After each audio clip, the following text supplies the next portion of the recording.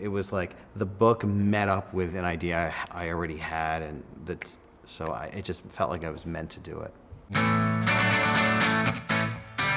It'd be interesting to do a movie that is a portrait of a serial killer as a young boy, and I thought that I would sort of research various serial killers and create some fictional character that was sort of a blending of some of those facts and observations that had been made over time.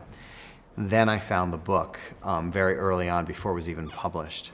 All of that was gathered into, in a better form, the graphic novel Mon ami Dahmer, My Friend Dahmer. And so I immediately, when I discovered the book, reached out to the author and told him how much I would passionately want to turn this into a film. And that was a process of several years after we had the property for me writing it and getting all the elements together. So the shape of the film just had to be something that was its own thing. And then after I had done various rewrites and we had the script that we were going forward with to make as a film, I then revisited the book. My source material was just adapting the graphic novel. Why are you doing this? When our two stories overlapped, I would use the graphic novel panels in the storyboards to sort of be loyal as much as I could. God, Dahmer, you are such a freak!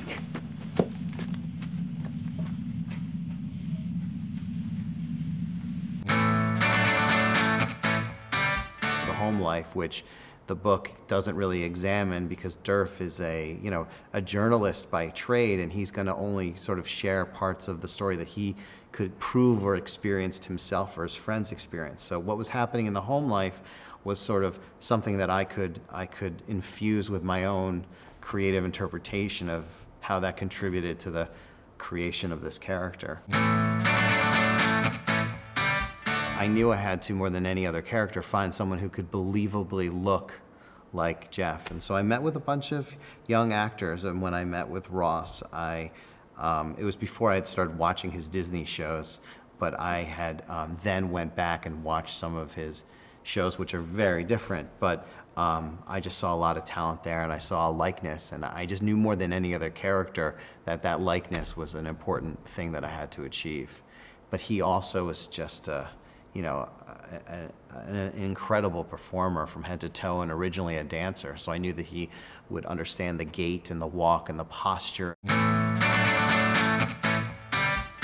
Well, I think that's one of the points of the film, is that he's living in an everyday environment, and that's what it looked like in the 70s, and that's part of the point, that these monsters, or someone who will become a monster, is not living in a cave. He has a house, he rides a school bus, he has a family, and he has friends. And I wanted to sort of show that. And I actually didn't create a horror film, but I created what I believed was something that was horrifying. So to do that, it had to be in what I called broad daylight. And so I made sure that it was as vivid and as beautiful as I know that landscape could be photographed.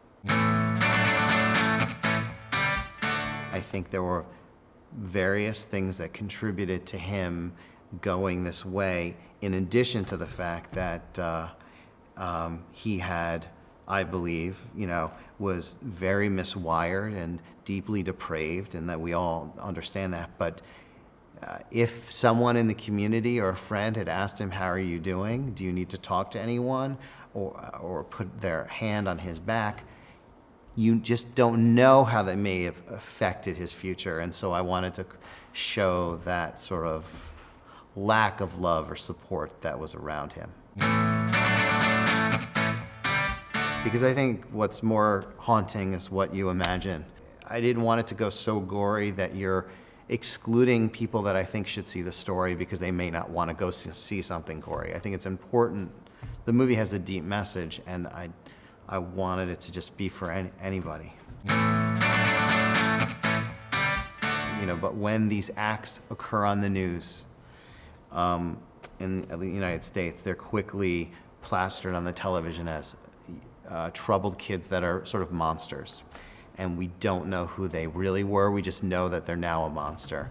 And so this is looking behind that curtain and be like, right, with every kid, there's a story.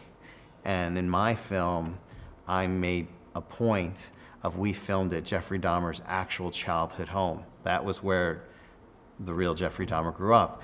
And for me and for anyone I know, their childhood home is part of who they are. They always look back at their childhood home as something that sort of molded them. And so I felt that putting the crew there and putting the actors in that environment was really important for the story, for the audience, for the performances.